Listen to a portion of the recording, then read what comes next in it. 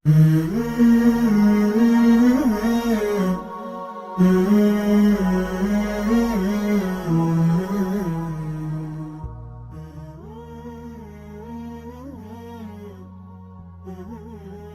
الله الرحمن الرحیم.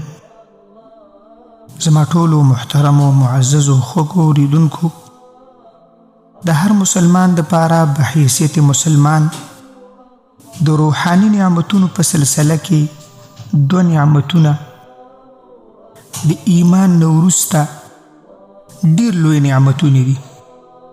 اول په صراط مستقیم باندې کلکوالی او استقامت، او دویم کامیابی.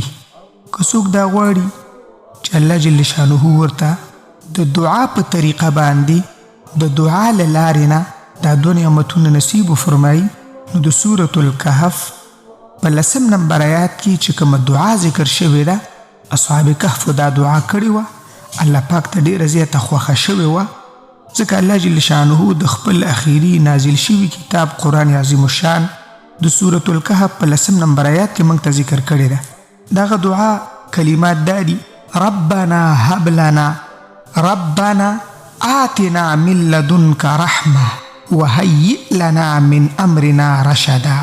لفظي ترجمه یې داسې ده: ربنا ای زموږ پروردګاره، آتنا نصیب که موږ ته، من لدنک د خپل طرف نه، رحمتن رحمت یعنی استقامت او کلکوالی په حق دین باندې، د مراد معنا ده. وهیئ لنا او تیار که موږ ته، من امرنا د دې کار زموږ نه چې هغه مفارقت او جداوالی او د کفارو څخه، رشدا هدایت یعنی کامیابی.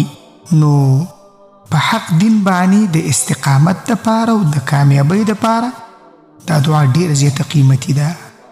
ربنا آتنا من لدنك رحمه وهيئ لنا من امرنا رشدا.